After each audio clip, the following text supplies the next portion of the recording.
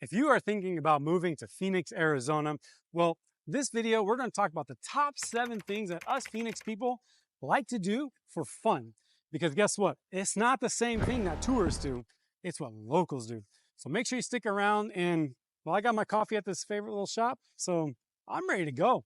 And if you're new here, we make videos every week that educate you on Phoenix and the surrounding area so that you know if Phoenix is a good fit for you if you're moving here, or maybe you're already here and you want to move somewhere else. We're going to show you everything there is to know. And you can always reach us, contact us, email, phone, text. We're always here. This is what we love to do. But let's get into it. So, Kyle, what do you think is the 7th thing? You know, it's not the top of the list, but people do here that are locals for fun. Yeah, so I would say, in no order, top 7 things, maybe until you get number 1 or number 2. Yeah. Stay tuned, we'll see. But I would say number 7 was going to be the proximity to up north and how we take day trips or weekend trips to like areas like Prescott, Payson, Flagstaff, Sedona. I mean, Sedona is gorgeous. Vegas. San Vegas is Diego. going to be a weekend trip for sure. That's a But definitely there's proximity to so many things. But in terms of like being quicker, where it's like, hey, we're not doing anything this weekend, or hey, we have the day off on a weekday, or it's a weekend, you're bored. You can go up to Sedona. That's about an hour-and-a-half drive. Yep. In Sedona, I mean, it's gorgeous with the red rock, the mountains, all that area is gorgeous. Wineries. You have things to do. You can go kayaking, mountain biking. It doesn't stop, right? There's so many things. And then Sedona is as you go towards Flagstaff, which then you can actually go to Flagstaff, which is about 2 hours away. Yep. Much cooler up there. So it's a very common spot people go during the summer. They make a day trip, or very common for a weekend getaway to escape the heat. That's super common. Locals, we do this all the time. In fact, I have a buddy had a private golf membership up in Flagstaff. So we would take day trips to go up there, golf, and come right back down. That's dedication to golf. That is dedication to golf. But you even have Payson, which is a little more on the east side. That's going to be up north. That's an hour and 15, hour and 20, depending on how fast you drive. So I would say that is a very, very big thing that locals do, and getting away. Day trips are just, it's amazing that there's so many things to do, and you could go on and on in each area. But yes, when you move here, doing these trips just outside of the Phoenix area, it's endless of things that you can go and find in these areas. And we can show you that. You want to come and check it out, we can show you these areas and show you the little secret spots that we have in each one. There's not enough time in this video to go into each, so let's go on to the next one. All right, so point number 6. Now, point number 6, I don't do this, but he does, and I know other people do, so I'll let him take it over. Mountain biking. I love mountain biking. I was just telling him before we came to here to film that it's the only time I felt like truly alive, other than when like your kids are born or you get married. Sure, right? You have good call, right? His wife's probably watching. But the mountain biking here is next level. It's some of the best, I would say, in the United States. There are some places that have crazier trails like Utah, but in terms of rideability, from easy trails to extremely hard trails, you can find them everywhere. So you can be up in North Mesa, you're at Haas Trail, you can be in Phoenix at South Mountain, you can go to the north, you can go to the west side, you can even go to Sedona. Sedona is probably the coolest riding that I've ever done. You're on the red rocks, you get up on these plateaus, and you're literally looking out. You're hundreds and hundreds of feet in the air. It's flat, and you're just looking at all the mountain views. And I don't think I've ever seen anything just quite that beautiful. And just mountain biking, if you're into it, it's just, gosh, I've mountain biked other places and I just love it here. It always keeps me coming back. So if you're into mountain biking, you have to check it out. Even if you're just visiting, come with me. We'll rent a bike and we'll go out and we'll hit the trails and we'll have a blast. It sounds like I need to get into mountain biking. Well, you're coming too. We're going to drag him along. I might die, so we'll see. No, I'll keep you safe. We'll do the easy one. We'll leave him on the easy ones. And if you're really into mountain biking, we'll go hit the tougher ones. We'll come back. We'll circle back for you. I'll get there. Okay.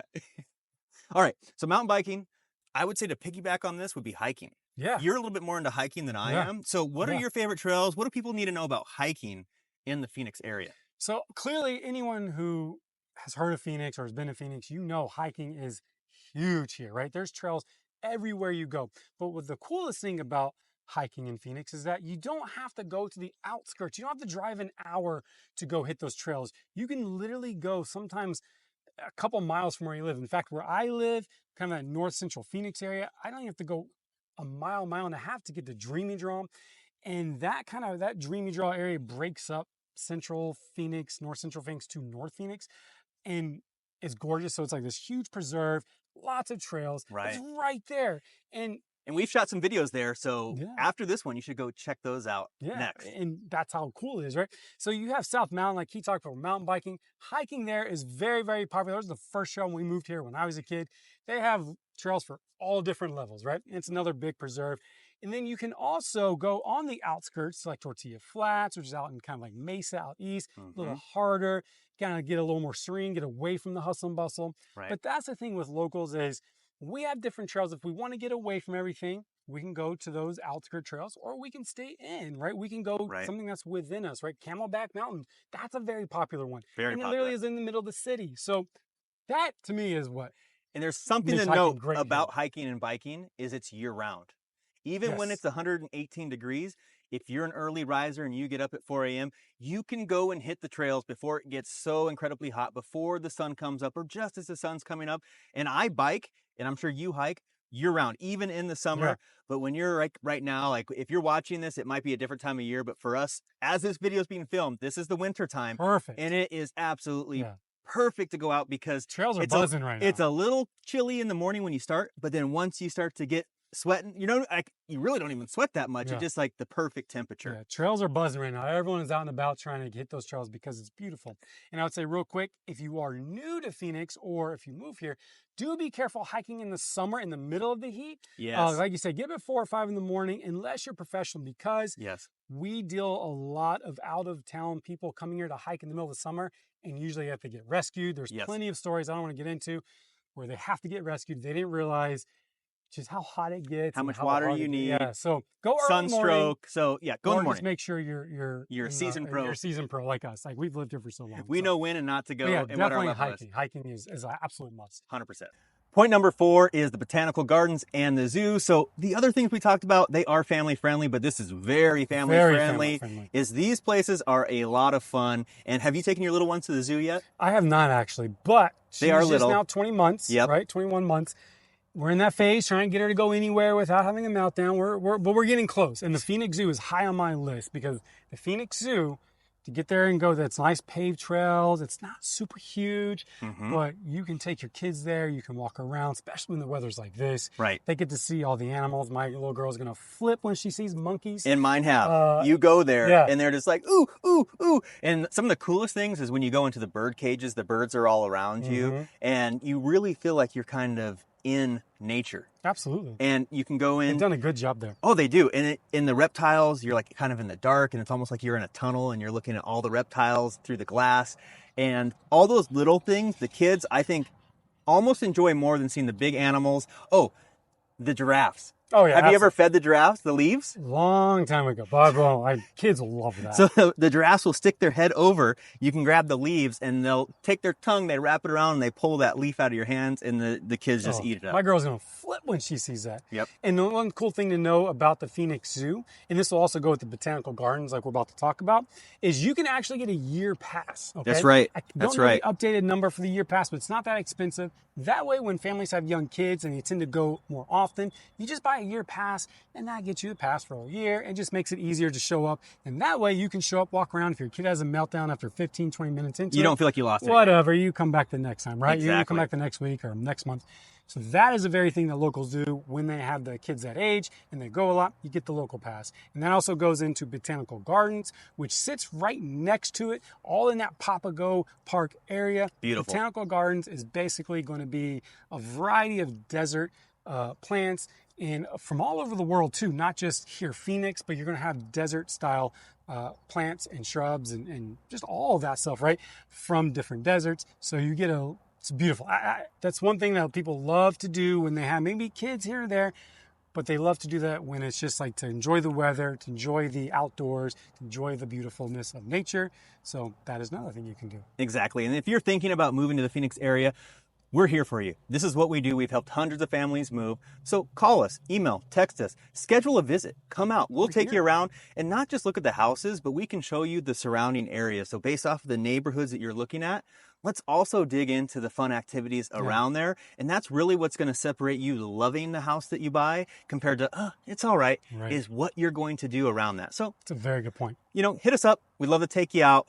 This is what we do. Yeah. All right. Point number 3 is going to be farmers market. Now, the thing about farmers market that makes it great is depending on where you live in the valley, kind of gives you the options if there's going to be big ones, small ones. Right. But here's the thing. There's generally a farmers market in your area or very close to you throughout the entire valley. Where I live in that kind of north central Phoenix area, we have one that meets every week or it gets together, and it's a gigantic one. It's on Bethany Home and Central, and it is fun. Me and my wife go, we take our little one, we'll walk around, you can get food. They have like, little food things you can get as well, or they have a bunch of, imagine this, farmer market type stuff, farmer stuff, right? Local vegetation, local vegetables, fruits, honey, you name it, or even arts and crafts, right? It's kind of like a place where a lot of people come and go, give you something to do, give you something to kind of dive into your community, and also support the locals who are kind of growing awesome stuff and not just always buying from the warehouse. And we have an awesome one on the east side where I live, and during the kind of fall time with pumpkins, they have a huge pumpkin patch, and like you said, there's tons of, there's like bouncy stuff for the kids, there's all these rides, slides, like all kinds of stuff, like ponies, like you name it. That's a big one, and it's not even that big. There's just a lot to do packed in a small little area, and it does get a little crazy as you get closer to like the holiday time of Halloween, but gosh, it's just so much fun. My kids love it. Can't wait to go every single year. Yeah, so definitely check out farmers markets and know that you have one by you wherever you live. You just got to find it. And we'll help you find it. That's what we do. It is hot in Arizona in the summer. We all know that. So what do? We go to the lake. So this is number 2 on our list. And it's a desert. People think there's no lakes, but there are a plethora of lakes here. And probably the biggest one would be Pleasant. Absolutely. Lake Pleasant is gigantic, and it's on the northwest side, kind of above Peoria area. So a lot of people who live on the west side, that northwest side, they just hop right over there. It probably takes them 30 minutes from where they are, if even, depending on how far up they are. Right. And that's literally the biggest lake, most attractive area here. But I'm on the east side. Yeah. I'm on the east side. So if we go up on the east side, we can go to Saguaro, we can go to Canyon, we can go to Apache. And so all 3 of those areas, those lakes, they kind of all tie in together. Yep. They kind of sit in that mesa, more on that mesa out North east. Mesa, yep. Yeah, side, way out there. But what I actually love, Canyon Lake is probably my favorite part, just because growing up here, I would go out there and you can get like kayaks, or rowing, and you can do a 2-person, 1-person, whatever. Cliff jumping. I'm not a cliff jumper, but this guy's a adrenaline junkie, right? So what I say is, you can get on, like say kayak, and you can go through the canyon, because Canyon Lake is so scenic. It goes through a canyon, and you look up, and there's some like cliffs, and it's beautiful, But all that area, Canyon Lake, Saguaro Lake, Apache Lake, those all kind of have that feel to it. But yeah, Canyon Lake's my favorite. And then our last one on the list, there's a lot more, but our mentions with Bartlett. Yeah, and Bartlett's going to sit a little farther out on the east side, definitely farther out. Not as popular to go to for a quick, easy, day trip, but that is another option. I would say most people are going to be going to Canyon, Apache, Saguaro, or Lake Pleasant, like he talked about, because that is a very big one. Yeah, so if you're into water sports, come on out. Let's go check out some lakes. Let's go have some fun. If you're going to hang out, boating, if you own a boat, then you got to go to the lake. You got to. Now, this guy is into the last one. This is number 1, and this is golfing. This is what Arizona is known about. And we've gone, this guy's good, and tell us about, you're better than me. We can say that. Yeah. Okay.